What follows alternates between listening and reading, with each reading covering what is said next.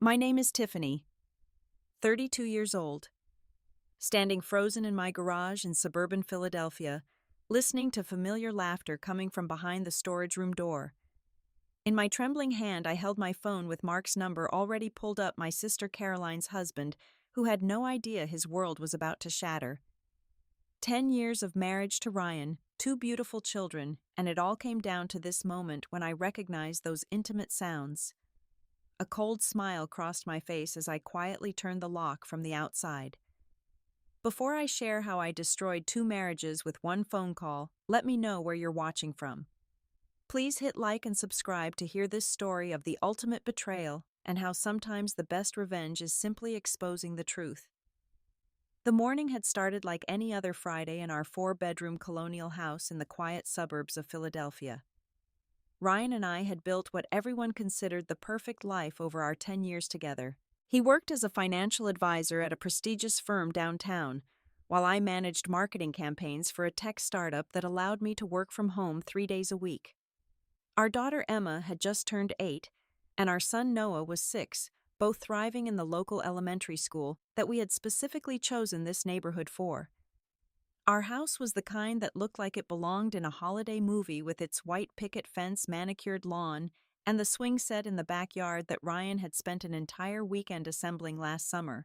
Inside, the walls were covered with family photos documenting every milestone, every vacation, every moment that was supposed to matter. The kitchen island where we shared morning coffee, the living room where we hosted game nights, the master bedroom with the California king bed we had splurged on for our 5th anniversary. Everything appeared perfectly in place. My younger sister Caroline had always been what our mother called the golden child. At 29, she was 3 years younger than me, but somehow always seemed to be 3 steps ahead in life. She had married Mark when she was 24, a lavish wedding at a country club that had cost more than my entire college education. Mark owned a successful construction company, and they lived in a sprawling mansion just 20 minutes away, the kind with a circular driveway and columns that Caroline loved to post on Instagram. Caroline had this way of making everything look effortless. Her honey blonde hair was always perfectly styled, her clothes always designer, her smile always camera ready. She worked as an interior designer, though work was more of a hobby since Mark's business provided more than enough. She drove a white Range Rover, carried a different designer bag for each day of the week, and somehow managed to make even grocery shopping look glamorous. Growing up, I had always been protective of Caroline, despite the constant comparisons from our parents. I was the responsible older sister who got good grades and followed the rules, while Caroline was the charming one who could talk her way out of anything. When she started dating Mark in college, I was genuinely happy for her. He was kind, generous, hardworking, and absolutely devoted to her. The way he looked at her during their wedding with such pure adoration had actually made me tear up during my maid of honor speech. Over the past few months, Caroline had started visiting more frequently. At first, I appreciated the help. She would come over when I had important presentations or had to travel for work, helping with the kids and keeping Ryan company. She was the fun aunt who brought expensive gifts and let them eat ice cream before dinner. Emma especially adored her, always begging to paint nails and do makeup with Aunt Caroline. The changes in Ryan had been subtle at first, so gradual that I had actually felt proud rather than suspicious. About 3 months ago, he had started going to the gym regularly, something I had been gently suggesting for years as his job kept him sedentary most of the day. He traded his usual boring business casual for fitted shirts that showed off his improving physique. He bought new cologne, something expensive that he said a client had recommended. He started getting his hair cut every 2 weeks, instead of whenever I reminded him, and had even started using the teeth whitening strips I had bought him 2 Christmases ago. I thought we were entering a new chapter in our marriage, after the chaos of early parenthood. Maybe we were finally finding ourselves again. I bought new lingerie, planned date nights, tried to match his renewed interest in appearance with my own efforts. When he seemed distracted during our conversations, I attributed it to work stress. When he started working late more often, I believed him, because the market had been volatile and his clients demanding. The Thanksgiving dinner 2 weeks ago should have been my wake-up call, but I was too buried in hosting duties to see what was right in front of me. We had hosted both sides of the family, 23 people in total, and I had spent 3 days preparing. Caroline had arrived early to help, wearing a dress that seemed too formal for a family gathering, her makeup more dramatic than usual. She had insisted on sitting next to Ryan at dinner, claiming she wanted to help serve since I had cooked everything.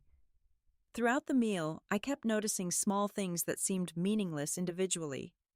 The way Caroline laughed too loud at Ryan's jokes, even the ones that were not funny. How her hand lingered on his shoulder when she reached across him for the gravy. The way Ryan's eyes followed her when she got up to refill drinks. When they both disappeared for 20 minutes during dessert, Caroline returning with a story about helping Ryan find the good wine in the garage, I had been too exhausted to think anything of it. Mark had been drinking more than usual that night, something I noticed but did not comment on. He seemed quieter, his usual boisterous personality subdued as he watched his wife flit around my husband like a butterfly.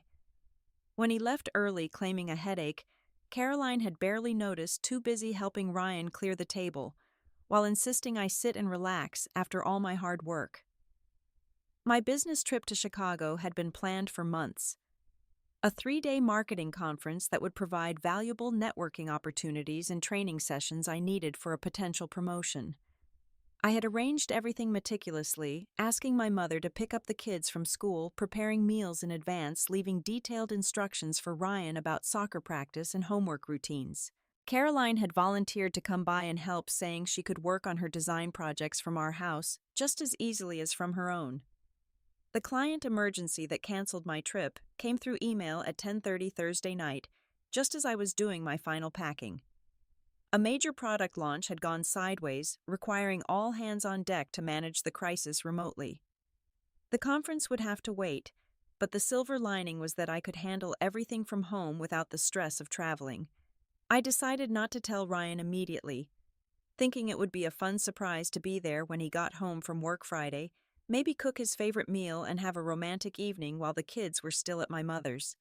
I had kissed him goodbye Friday morning as usual, watching him drive off in his BMW with his coffee tumbler and NPR playing on the radio. Everything had seemed normal. He had mentioned having client meetings all day and not to expect him for lunch. I had spent the morning on video calls managing the crisis, finally wrapping up around 11 when I decided to head home from the coffee shop where I had been working. Pulling into our neighborhood, I noticed how perfect everything looked in the late morning sun. The trees were starting to change colors, reds and golds, that Caroline had been raving about on her Instagram stories. Our house looked particularly welcoming, the mums I had planted by the front door blooming in burgundy and yellow. I had parked on the street initially, not wanting the garage door noise to ruin my surprise, but then I noticed Ryan's car was already in the garage, visible through the window. Strange, since he had specifically mentioned back-to-back meetings. That is when I saw Caroline's Range Rover parked behind the house, partially hidden by the shed, but unmistakable with its vanity plate that read CDES1GN. My first thought was not suspicion, but concern.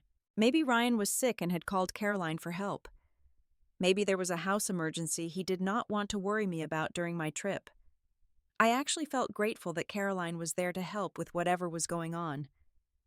I entered through the front door quietly, not wanting to startle anyone if Ryan was indeed unwell. The house felt different immediately, like the air itself was holding secrets. The living room was undisturbed, throw pillows perfectly arranged on the couch, Emma's homework still spread on the coffee table where she had left it Thursday night. But there were signs of activity that felt wrong somehow, like a picture hanging slightly off-center that your eye keeps catching. In the kitchen, 2 wine glasses sat on the island, lipstick marks on one that matched the shade Caroline always wore, that expensive Tom Ford one she claimed was her signature. The bottle was one from our special occasion rack in the basement, a Camus Cabernet we had been saving for our anniversary. It was barely noon, too early for casual drinking, even if Ryan had taken a sick day. The champagne bucket on the counter made even less sense, drops of condensation still fresh on its silver surface. I moved through the house like a ghost, my marketing brain cataloging details automatically. Ryan's jacket thrown over the banister instead of hung in the closet. Caroline's designer purse on the hallway table, her keys tossed carelessly beside it. A pair of her heels kicked off by the stairs, the red soles of Louboutins I remembered her buying on a girl's trip to New York. The master bedroom door was open, and what I saw there made my stomach clench with a sensation I could not quite name yet. The bed was unmade sheets, twisted in a way that suggested more than just sleeping. My pillow was on the floor. The bottle of massage oil from my nightstand was on Ryan's side cap off. But what really caught my attention was my jewelry box sitting open on the dresser with several pieces missing, including the diamond tennis bracelet Ryan had given me for my 30th birthday. I stood in that doorway for what felt like hours, but was probably only seconds trying to make sense of what I was seeing. My rational mind kept offering explanations. Maybe Ryan had come home sick, and Caroline was doing laundry, which explained the messy bed. Maybe she had borrowed jewelry with permission he forgot to mention. Maybe the wine was from last night, and they just had not cleaned up. But my body knew better, that ancient instinct that recognizes danger before the brain catches up. That is when I heard it, the laughter floating up from somewhere below. Not from the basement, but from the garage. Ryan's laugh, the deep rumble I used to love, mixed with Caroline's distinctive giggle, the one she had perfected in high school to charm boys. The sound was intimate, unguarded, the kind of laughter that comes from shared secrets. I followed the sound like a sleepwalker, my feet carrying me down the stairs and through the mudroom to the garage door. Our 3-car garage was Ryan's domain, organized with tools he rarely used, and sports equipment for activities we kept planning to do as a family. In the back corner was the storage room he had converted into what he called his man cave 6 months ago, claiming he needed a space for watching games without disturbing the kids. The conversion had been elaborate for what was essentially a glorified storage room. He had installed insulation, painted the walls, put in carpet, and even a small split-unit air conditioner. A leather love seat faced a mounted flat-screen TV with a mini fridge he kept stocked with craft beer. I had teased him about his middle-age crisis manifesting as a hideout, but had been supportive because he worked hard and deserved a space of his own. The door to the storage room was slightly ajar, warm light spilling out into the darker garage. As I moved closer, I could hear their voices more clearly, and what I heard made my blood turn to ice water in my veins. Caroline's voice, breathless and laughing, said, "We really should be more careful. What if she comes home early?" Ryan's response was casual, dismissive in a way that hurt more than anger would have. "She will not be back until Sunday night. Besides, even if she did come back, she would never think to look here. Tiffany has not set foot in this room since I finished it." That was true.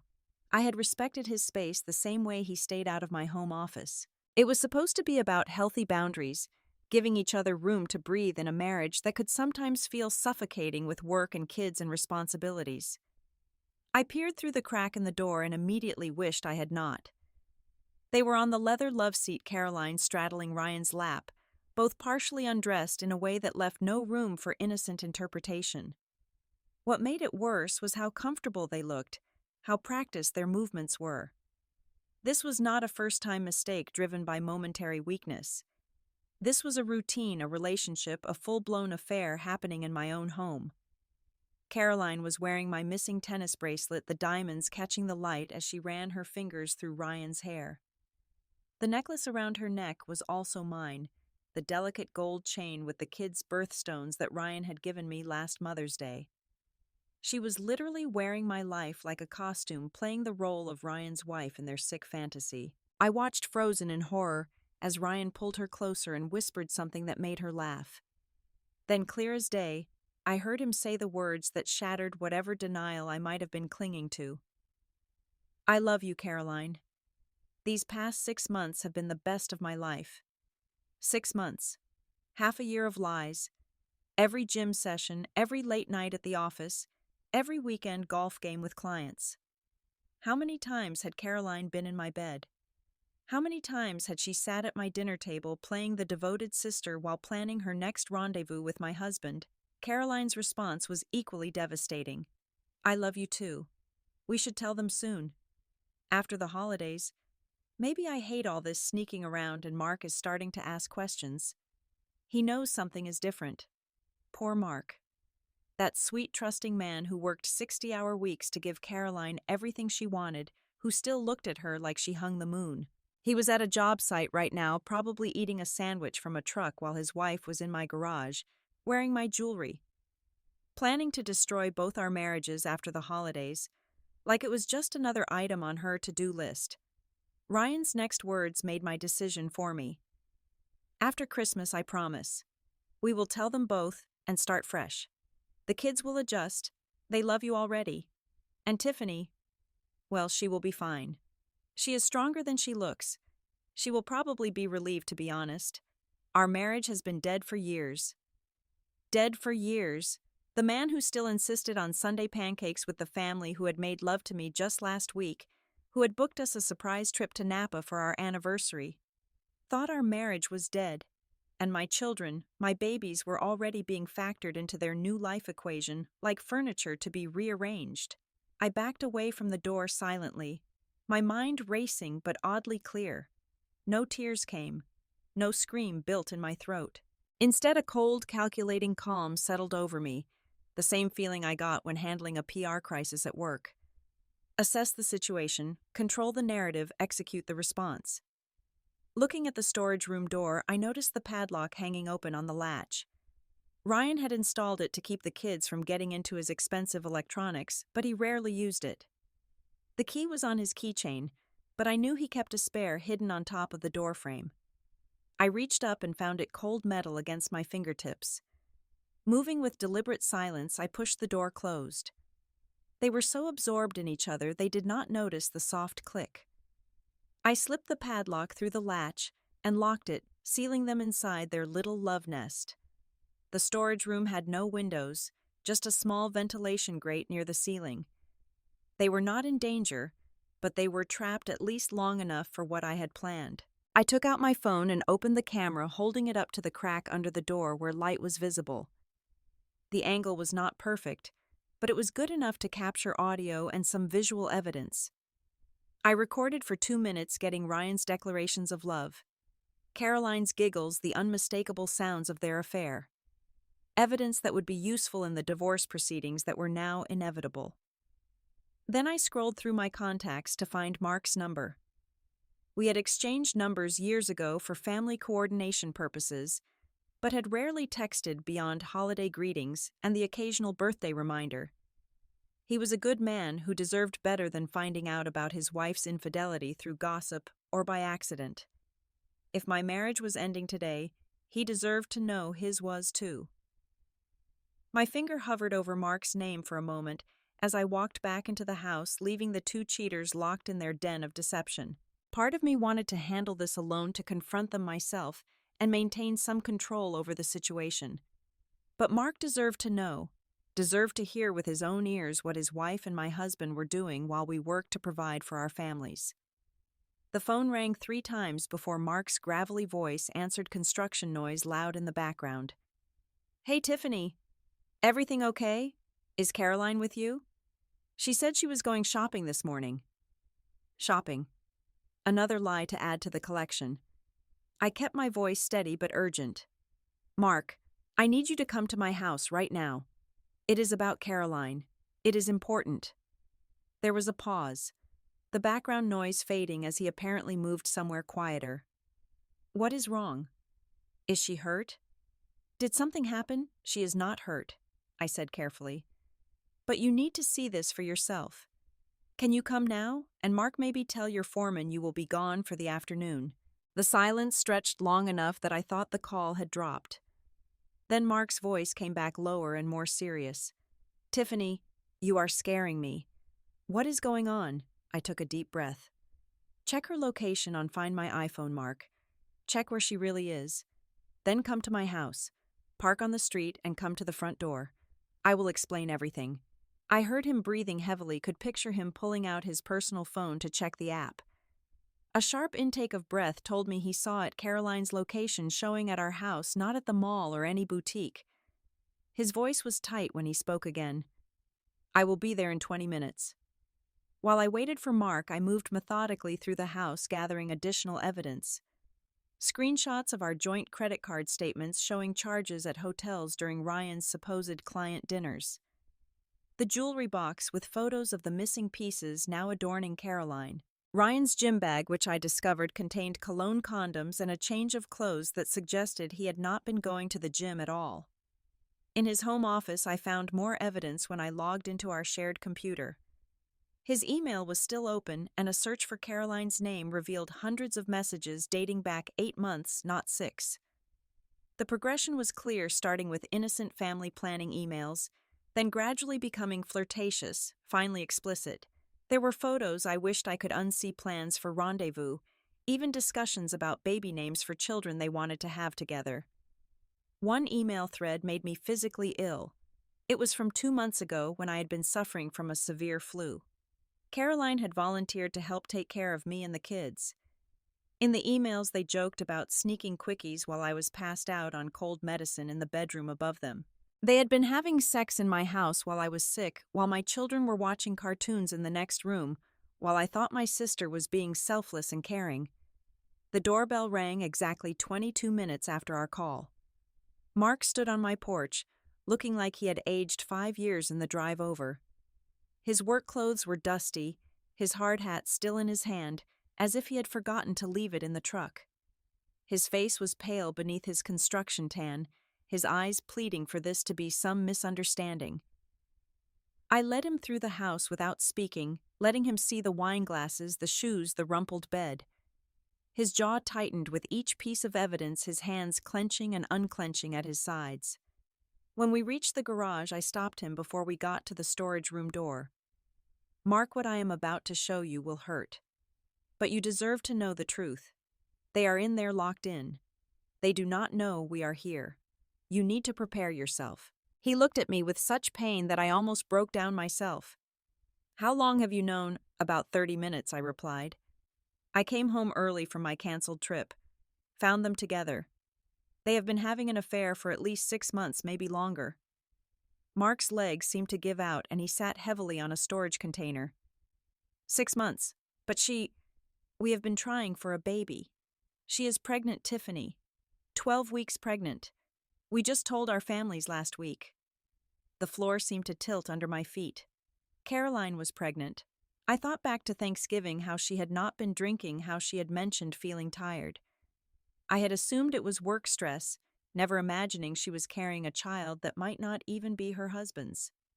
I pulled up the video I had recorded and showed it to Mark. He watched with dead eyes as his wife declared her love for my husband, as they discussed their future plans, as they casually discussed destroying 2 families like they were planning a vacation. When Caroline's voice mentioned that Mark was getting boring, he flinched as if physically struck. I took out my phone again and pulled up Caroline's number.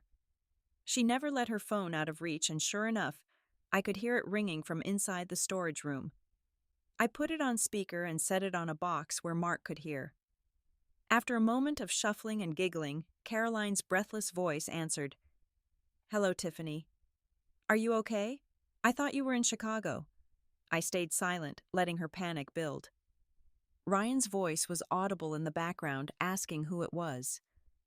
Caroline whispered my name, and I heard the sharp intake of breath from both of them. Tiffany, Caroline's voice was higher now, stressed. Where are you? Can you hear me? Still. I said nothing, but I held the phone toward the door so Mark could hear the desperate whispering inside. They were trying to get dressed, trying to figure out how much I knew. Ryan was saying something about the door being stuck, rattling the handle. Mark suddenly stood and walked to the door, his work boots heavy on the concrete. He pounded on it with his fist, the sound echoing through the garage. Caroline, I know you are in there. I know everything. The silence from inside was deafening. Then Caroline's voice, muffled but audible through the door. Mark, baby, this is not what it looks like. We were just talking and the door got stuck somehow. Mark laughed, but it was an ugly sound, nothing like his usual warm chuckle. Talking with your clothes off, with Tiffany's jewelry on, stop lying, Caroline. For once in your life, stop lying. Ryan's voice came through the door, trying to sound reasonable and failing. Mark, buddy, let us out and we can discuss this like adults. This is all a misunderstanding. I finally spoke, my voice carrying clearly through the door. A misunderstanding, like the 8 months of emails you two have been exchanging, like the hotel charges on our credit card, like the fact that you were planning to wait until after Christmas to destroy our families. Which part are we misunderstanding, Ryan? The rattling of the door became more frantic. Caroline was crying now, begging to be let out. Ryan was alternating between demanding and pleading, his financial advisor's smooth talk completely failing him. Mark and I stood side by side, united in our pain and anger, listening to them panic. Mark pulled out his phone and started recording, holding it up to the door. Tell me the truth, Caroline. The baby, is it mine? Is it even mine? The silence stretched so long I thought they would not answer. Then Caroline's voice, small and broken. I do not know. I do not know. Okay, it could be either. I am so sorry, Mark. I never meant for this to happen. Mark's face crumpled and I saw him bite his lip hard enough to draw blood, trying to maintain control. You never meant for it to happen. You accidentally fell onto his dick repeatedly for 8 months. You accidentally planned to leave me. You accidentally might be carrying another man's child.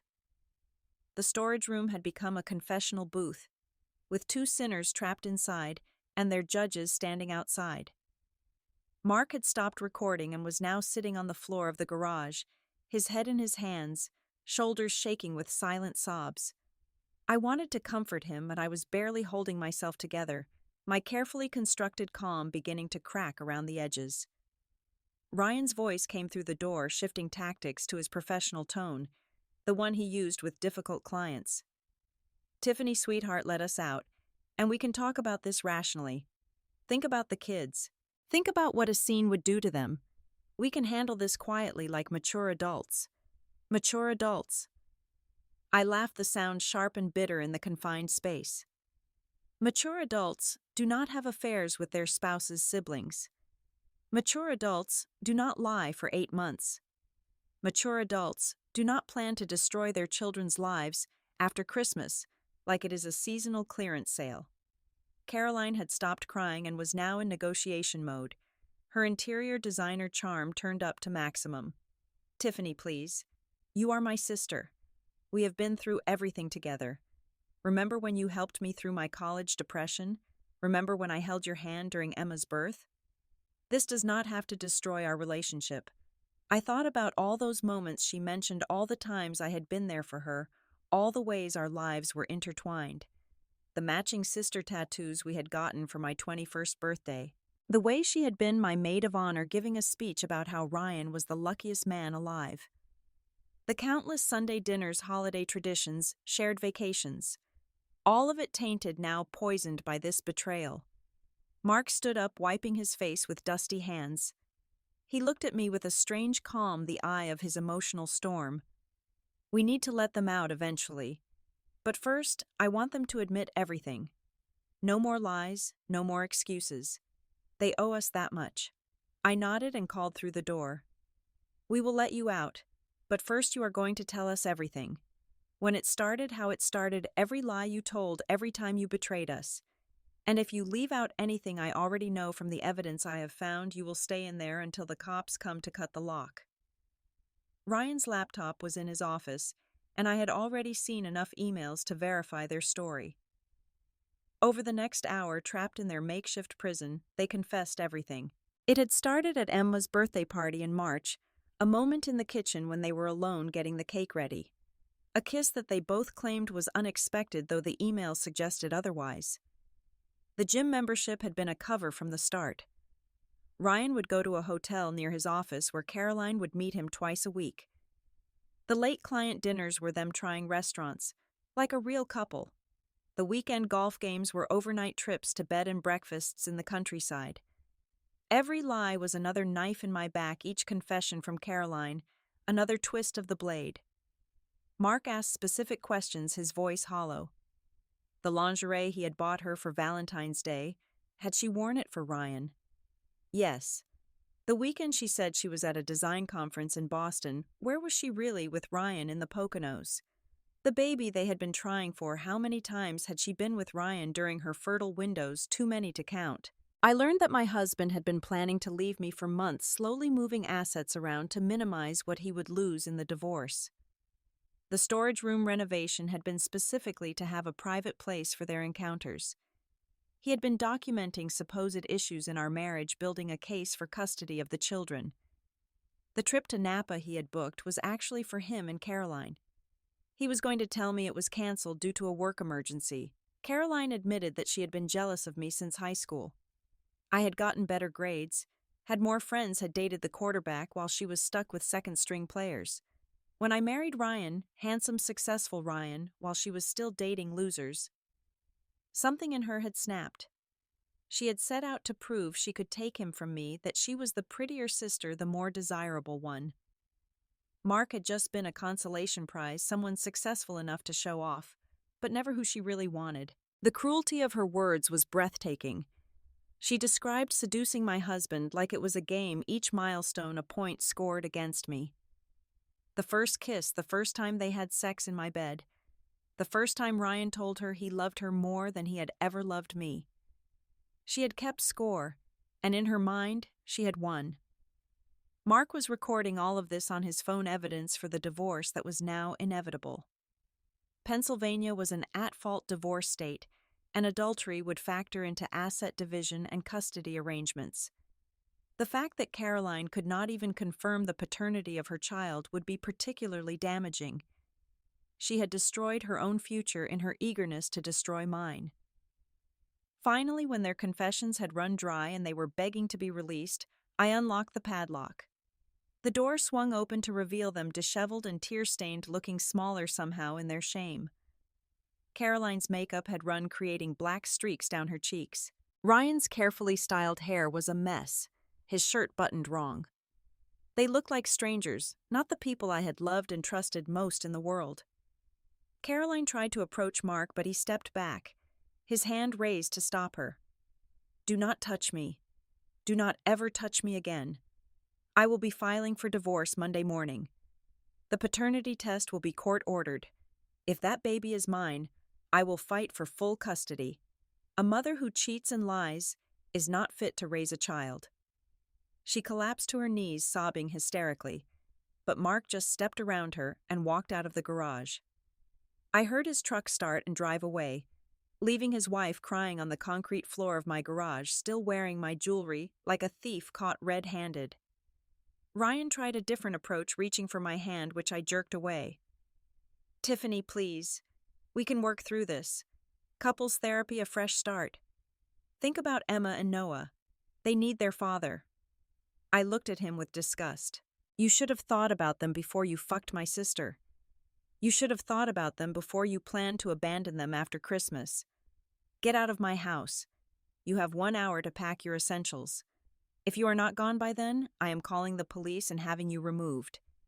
He tried to argue, tried to claim it was his house too, but I had already done my research while they were locked up. The house was in my name, inherited from my grandmother, and never transferred to joint ownership. Legally, I could have him removed as an unwelcome guest.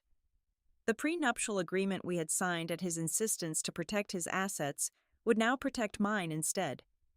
Caroline had managed to get to her feet, mascara streaked and pathetic. She looked at me with eyes that reminded me of when we were children and she had broken my favorite doll. Sorry had fixed things then, but we were not children anymore, and some things could not be fixed with apologies. "Get out," I said quietly. "Take off my jewelry. Leave it on the workbench and get out. If you ever contact me again outside of legally required communication, I will file a restraining order. You are no longer my sister. You are nothing to me." She started to protest, started to beg, but something in my face must have told her it was useless. She removed the tennis bracelet, the necklace, the earrings I had not even noticed, placing them on the workbench with shaking hands. Then she stumbled out of the garage, her designer heels clicking on the concrete, her Range Rover starting with a roar as she fled the scene of her crime.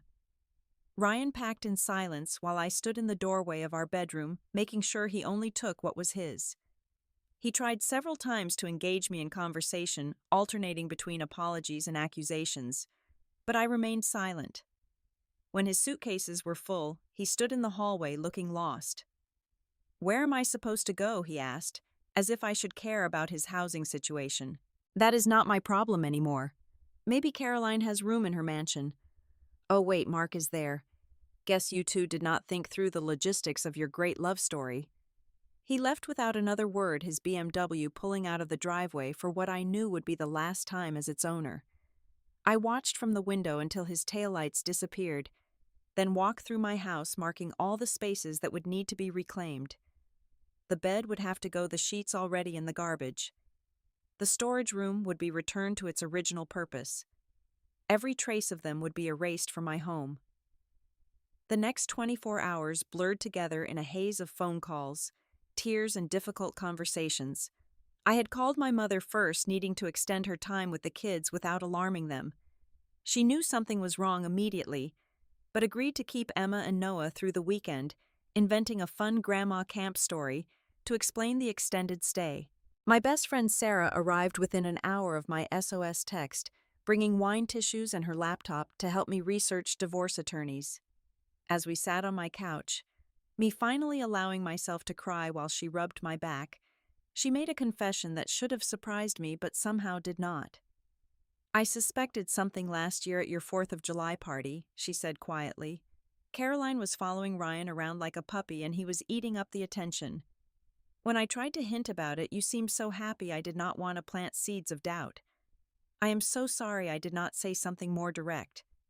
We started piecing together all the signs I had missed or explained away.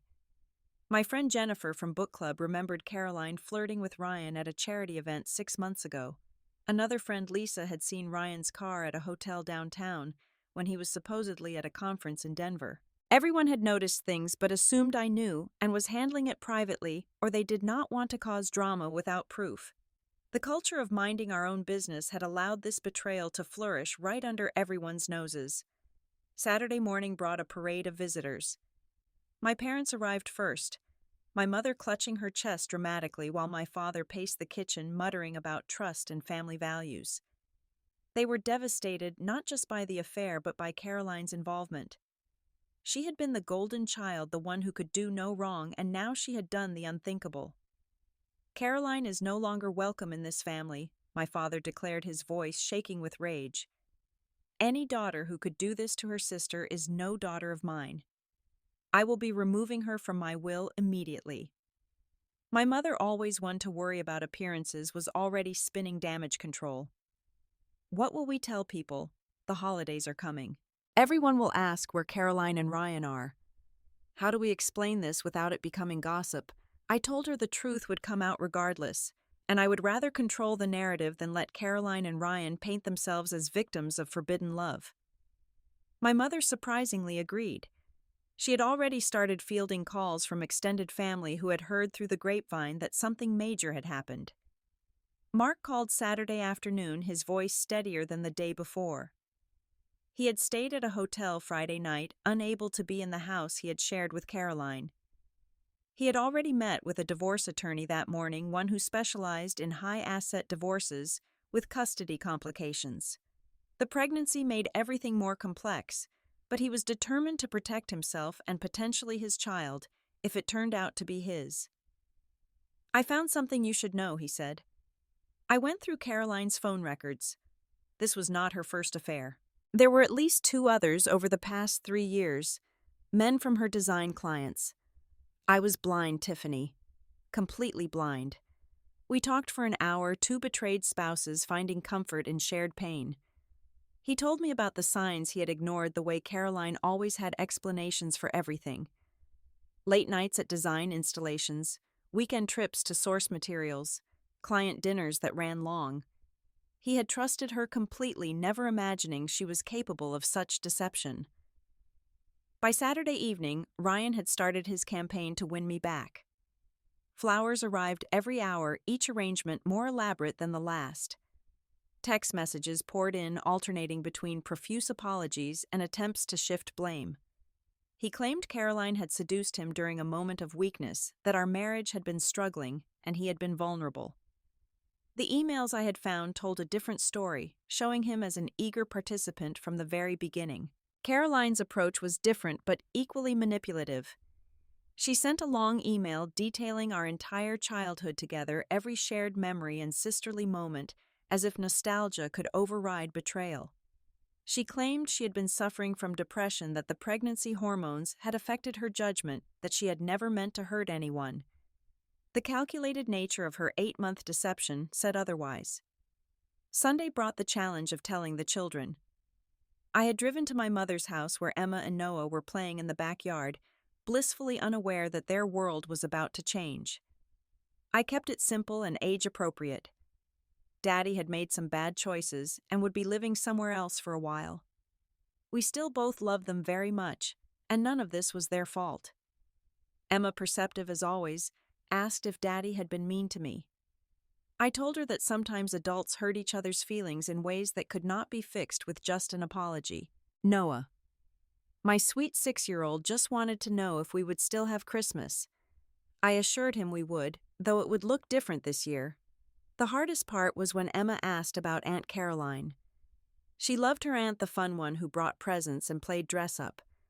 I told her that Aunt Caroline had also made some bad choices and would not be visiting for a while.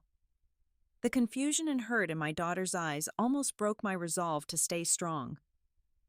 Sunday evening I met with my divorce attorney, a sharp woman named Patricia, who came highly recommended for contentious divorces. She reviewed the evidence I had gathered, the videos, emails, and credit card statements, and assured me I had an extremely strong case. Pennsylvania's adultery laws would work in my favor for both asset division and custody arrangements. Ryan has made several strategic errors, she explained. The emails show clear evidence of dissipation of marital assets using community funds for his affair. The premeditation evident in his planning undermines any claim to equal custody. And the fact that he conducted the affair in the marital home, potentially exposing the children, will not play well in court. She also explained that I could file for exclusive possession of the house immediately, given that it was my inherited property, and Ryan had alternative housing options. The restraining order against Caroline would be straightforward, given the emotional distress and family disruption she had caused. Patricia was confident we could have temporary orders in place within a week. Monday morning came too quickly and not fast enough. I returned to work trying to maintain normalcy while my personal life imploded. My boss, aware of the situation, offered flexibility and support. My colleagues, who had become friends over the years, formed a protective circle around me, screening calls and handling tasks that required too much focus. The news of the affair spread through our social circles like wildfire. Ryan and Caroline had apparently been less discreet than they thought, and people were coming forward with sightings and suspicions. The country club where Ryan golfed had staff who reported seeing him there with Caroline several times. The hotel where they met regularly recognized their photos. Their great secret love affair had been an open secret to everyone but the two people who mattered most. 6 months had passed since that November day when I locked my husband and sister in a storage room and changed all our lives forever. The divorce had been finalized just last week, and as Patricia had predicted, the outcome was heavily in my favor. Ryan's calculated attempts to hide assets had backfired spectacularly when the forensic accountant found them, making him look dishonest to the judge. I kept the house primary custody of Emma and Noah and received substantial child support along with 60% of our joint assets. Ryan had tried everything to minimize the damage. He hired an aggressive attorney who attempted to paint me as vindictive and unstable, claiming I had endangered them by locking them in the storage room. But the video evidence of their confessions, combined with the months of deception revealed in their emails, undermined any sympathy he might have garnered. The judge, a woman in her 60s, who had seen every kind of marital discord, was particularly unsympathetic to his claims of being seduced while vulnerable. The custody evaluation had been brutal for Ryan. The evaluator interviewed teachers, coaches, neighbors, family, friends.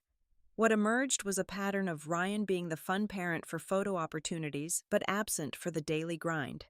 I was the one who knew their teachers' names, their friends' allergies, their fears and dreams. Ryan knew their ages and grades, but not that Noah was scared of thunderstorms or that Emma was being bullied by a girl in her class. Caroline's situation was even worse. Mark's attorney had been ruthless in documenting her pattern of infidelity, using it to question her fitness as a mother. The paternity test had revealed the ultimate irony: the baby was Mark's after all. But the damage to their marriage was irreparable. Mark filed for full custody before the baby was even born, arguing that a woman who conducted multiple affairs and showed such poor judgment should not be the primary caregiver. She gave birth to a son in May alone in the hospital, except for our mother, who went out of duty rather than love. Mark was there for the birth, but only to establish paternal rights. He had already moved to Seattle, taking a job with a construction firm there to start fresh. The custody battle was ongoing, but Caroline's attorney had advised her to settle for supervised visitation rather than risk losing access entirely. The financial consequences for Caroline were devastating. The prenuptial agreement she had signed with Mark, thinking she was protecting her future assets, now left her with almost nothing. She had been confident in her design business, but that required contacts and reputation, both of which evaporated when news of the affair spread. No one wanted their homes designed by a woman who had destroyed her own sister's family. She moved back in with our parents, sleeping in her childhood bedroom at 29 years old, a new mother with no husband, no career, and no support system. Our parents particularly, our father could barely look at her. The golden child had become the family shame, a cautionary tale whispered about at family gatherings she was no longer invited to attend. Ryan fared slightly better, but not by much. His financial advisor reputation was ruined when his clients learned about his affair and financial deceptions.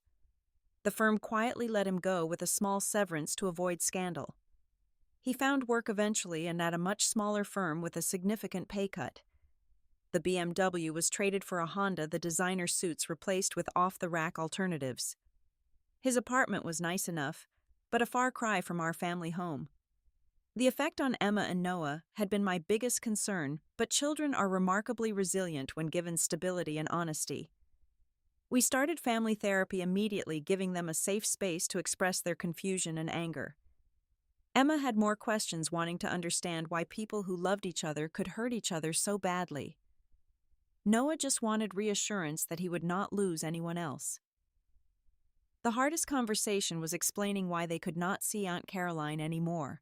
I had been honest in an age-appropriate way, telling them that sometimes adults make choices that break important promises, and when that happens, relationships have to change to keep everyone safe and healthy. Emma wrote Caroline a letter saying goodbye, which I kept but never sent. It was heartbreaking and healing at the same time. My own journey had been one of transformation. The first month was survival, just getting through each day without falling apart. The second month was anger, a burning rage that fueled me through the legal proceedings. The third month was grief, mourning not just my marriage, but the sister I thought I had. By the fourth month, something shifted. I started to see possibilities instead of just pain. I threw myself into work and received a promotion I had been working toward for 2 years. The leadership team was impressed by how I handled my personal crisis while maintaining professional excellence. My new salary more than made up for the loss of Ryan's income, and I found satisfaction in my financial independence.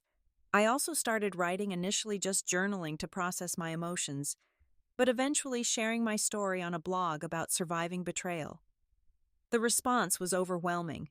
Hundreds of women and men reached out with their own stories of infidelity, particularly the unique pain of betrayal by both a spouse and a sibling.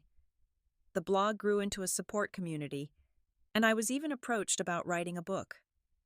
Dating was not on my radar initially, but life has a way of surprising you. 6 months after the separation, I met Daniel at a school function. He was a single father whose wife had passed away from cancer 2 years prior. His daughter was in Emma's class, and we bonded over the challenges of single parenting.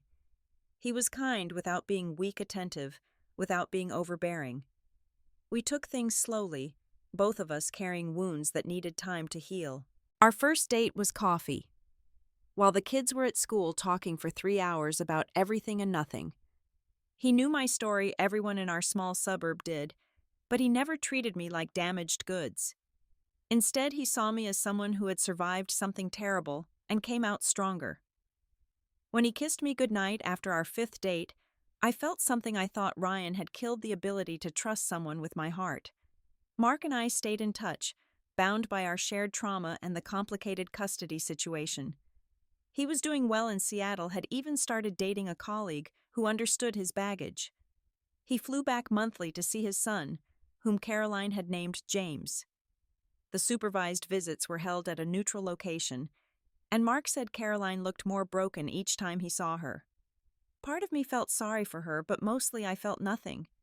She had made her choices. Ryan attempted to reconcile several times, showing up at the house with flowers, sending long emails about how he had changed, even suggesting we try couples therapy. But how do you rebuild trust with someone who looked you in the eye every day for 8 months while betraying you? How do you share a bed with someone who brought your sister into it? The answer was simple. You do not. The last time he tried showing up drunk at Emma's school play, Daniel was with me. The contrast between them was stark. Ryan disheveled and desperate, making a scene. Daniel calm and protective, quietly positioning himself between Ryan and our family. Security removed Ryan, and I filed a restraining order the next day.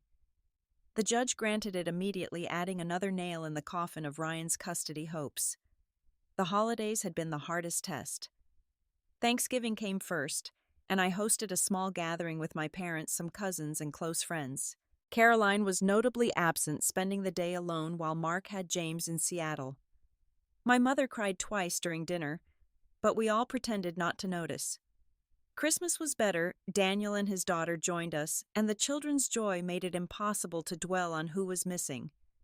Caroline sent gifts for Emma and Noah, expensive toys with no return address. I donated them to charity.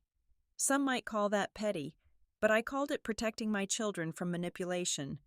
She had lost the right to buy their affection when she chose to destroy their family. Looking back now, I sometimes wondered if I would have handled things differently if given the chance. Should I have confronted them immediately instead of locking that door? Should I have kept it private instead of calling Mark? But every time I questioned myself, I came back to the same conclusion. They made their choices in secret for 8 months. I made mine in the light of day in 8 minutes. The difference was, I could live with my choices. The storage room had been completely renovated, turned into an art studio for Emma, who had discovered a love of painting. Where betrayal had lived, creativity now flourished. It felt like poetic justice. The house itself felt different, too lighter somehow.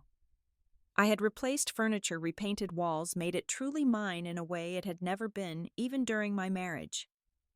My relationship with my parents had evolved as well. They struggled with the loss of both daughters in a way, one to betrayal and one to justified estrangement. But they had chosen to support me, the daughter who had been wronged, rather than enable the one who had done wrong. It was not easy for them, especially my mother, who had always favored Caroline, but they were trying. The blog had evolved into something bigger than I had anticipated. What started as therapy had become a business. I was offered a book deal, speaking engagements, even a podcast opportunity. My pain had transformed into purpose, helping others navigate the devastation of infidelity. It was not the career path I had planned, but it was meaningful in ways my marketing job had never been. Daniel and I were taking things one day at a time, building something solid and real. He had met Ryan once during a custody exchange, and later told me he could not understand how anyone could risk losing me. It was exactly what I needed to hear. We were not rushing into anything, both of us too scarred by loss to be reckless with our hearts. But what we had was good, honest, and untainted by deception. Emma and Noah were thriving despite everything. Their grades had stabilized after the initial disruption, they had good friends, and they were learning that families come in all shapes and sizes. They saw their father every other weekend and one evening a week, which was more than enough to maintain a relationship, but not enough for him to cause real damage. They never asked about Caroline anymore. She had simply ceased to exist in their world. Have you ever experienced betrayal from multiple people you trusted? How did you find the strength to rebuild? I would love to hear your stories of survival and transformation in the comments below. If this story resonated with you, please like this video and subscribe to my channel for more content about healing after betrayal. Share this with someone who might need to hear that they are not alone in their pain and that there is beautiful life after betrayal. Thank you for listening to my story. Remember that sometimes the best revenge is not revenge at all, but simply revealing the truth and then building a better life from the ashes of the old one.